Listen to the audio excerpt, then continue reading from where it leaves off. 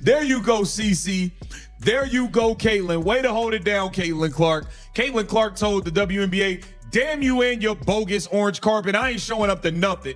I'm not showing up to your bogus orange carpet. I'm not showing up to this joke of a three-point shootout.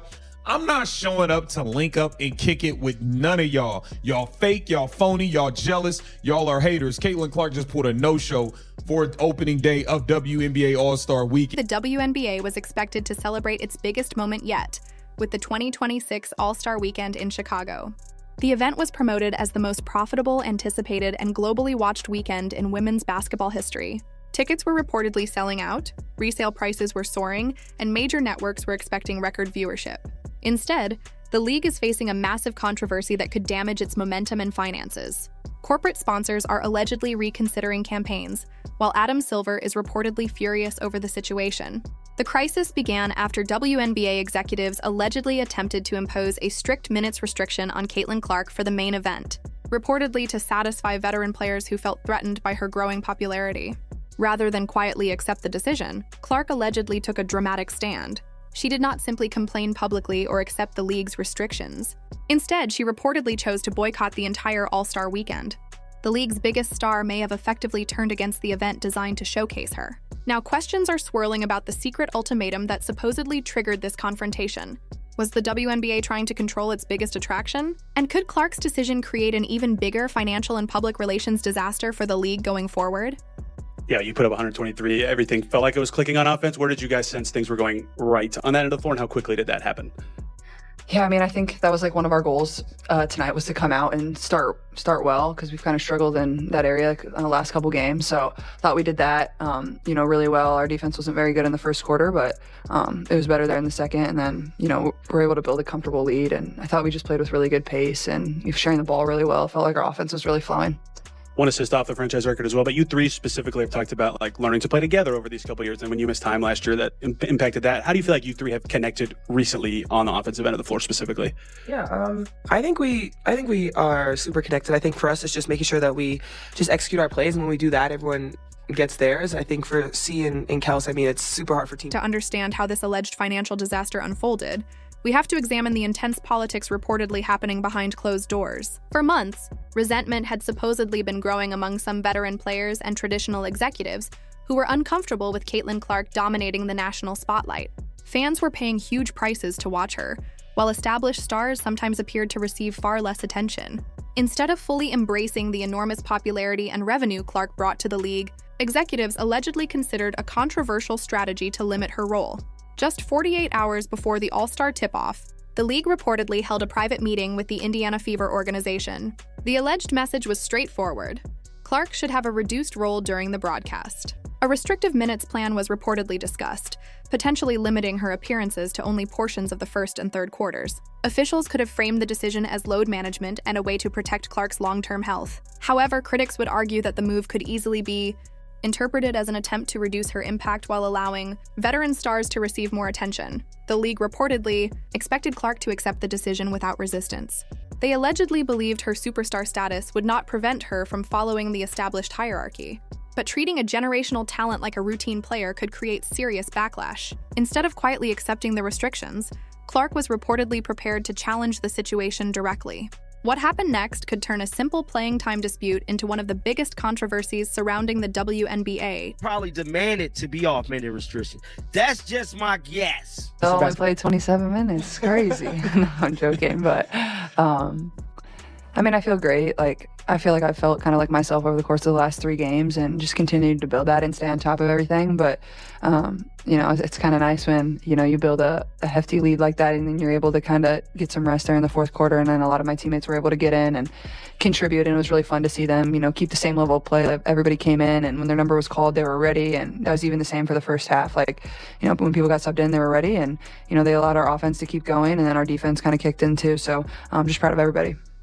I'm not sure if you're aware that you got a technical foul tonight. I'm aware, yeah. Sometimes you come in here, you say, hey, I just didn't know. But you said in the past you wouldn't change anything. But how do you... she said that. According to inside sources reportedly present at the building, CaitlinClark didn't simply return, she made the decision unavoidable. She allegedly walked out, shut down team communications, refused to board the chartered flight to Chicago, skipped mandatory media day, missed the red carpet event, and withdrew from the All-Star roster.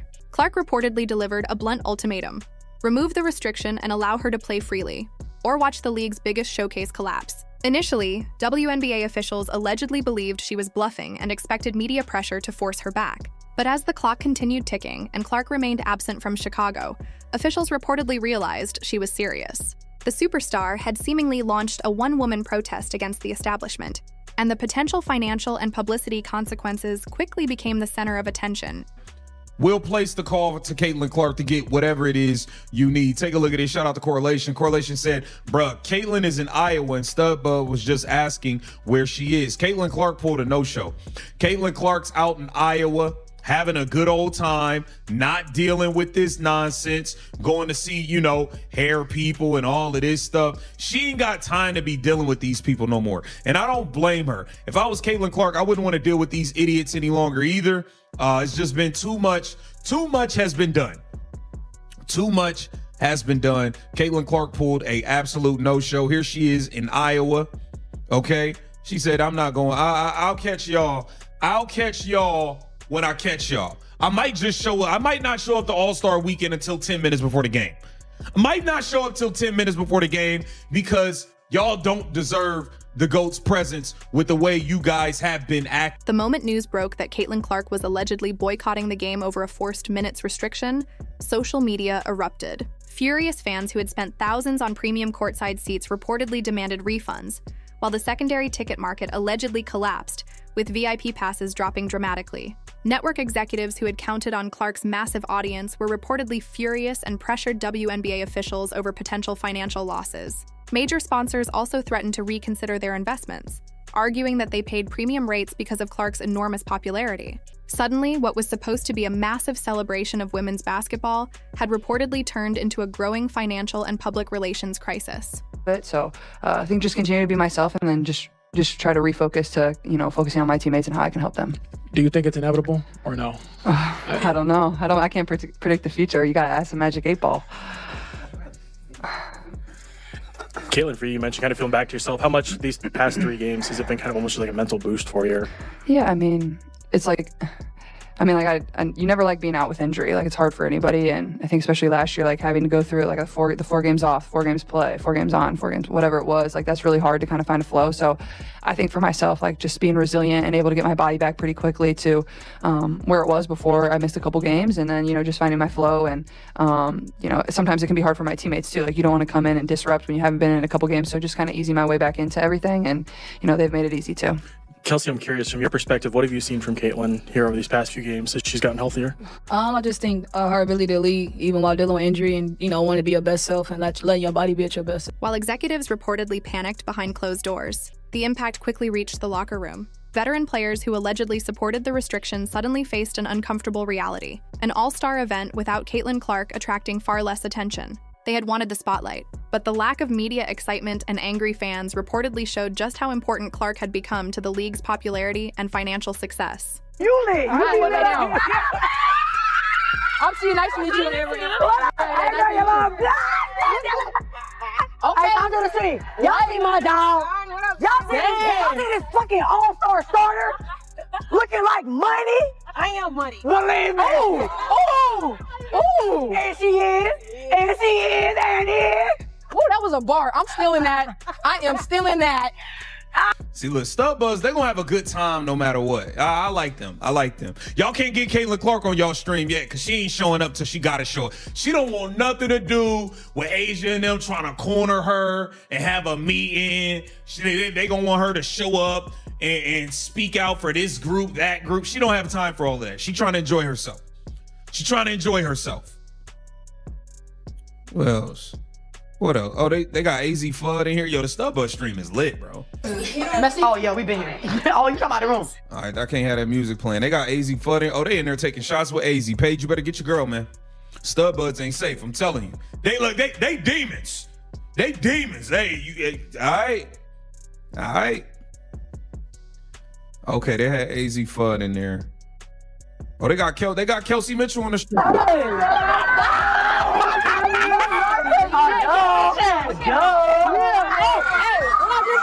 man. Go ahead, Kelsey. What I just say? If you proud of her, yeah. Come on, we're in here.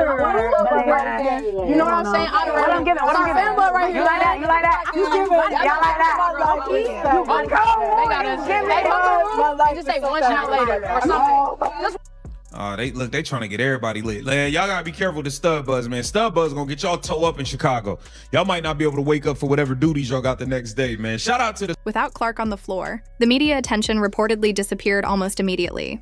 Cameras stopped flashing, social media momentum faded, and critics claimed the situation exposed just how important her presence had become. Veterans who allegedly wanted to reduce her spotlight suddenly faced backlash, while the Indiana Fever reportedly came under pressure from frustrated fans, investors, and league supporters. What was supposed to be a showcase event had instead become a major controversy.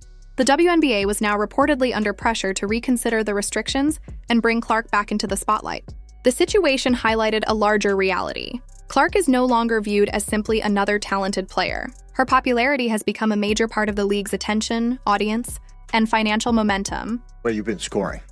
Yeah, I do think it's important. I think momentum and just having the basketball guys on your side in ways that, that you really don't understand. Really, I think it's true. I think the way in which you love the game, you pour into the game is the way you want it to show love to you back. And I think that we've done a decent job lately as far as keeping ourselves committed to the grind and committed to what, Steph has set for us. But more importantly, I think momentum going into our second half of our season is really big for us. Once you start, you kind of don't stop. And I think, our next couple of opponents that we do come to see, I think these games kind of help us prepare to see whatever we want to see in the second half of the season.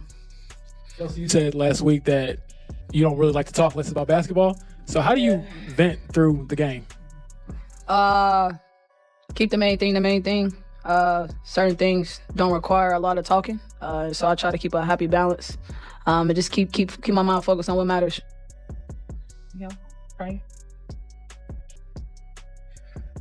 So All-Star Weekend coming up. We'll be making an appearance on Stud Buds. What's all planned for you guys this weekend? Festivities up in Chicago. They separated us, man. I know, man. They trying to make us. This bold and unapologetic boycott over the alleged minutes restriction has only made CaitlinClark look even more powerful in women's sports.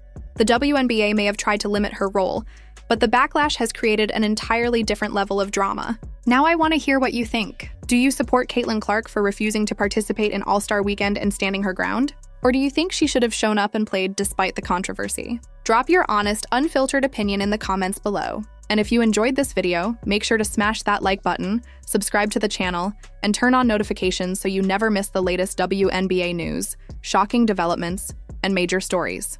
I'll see you in the next video!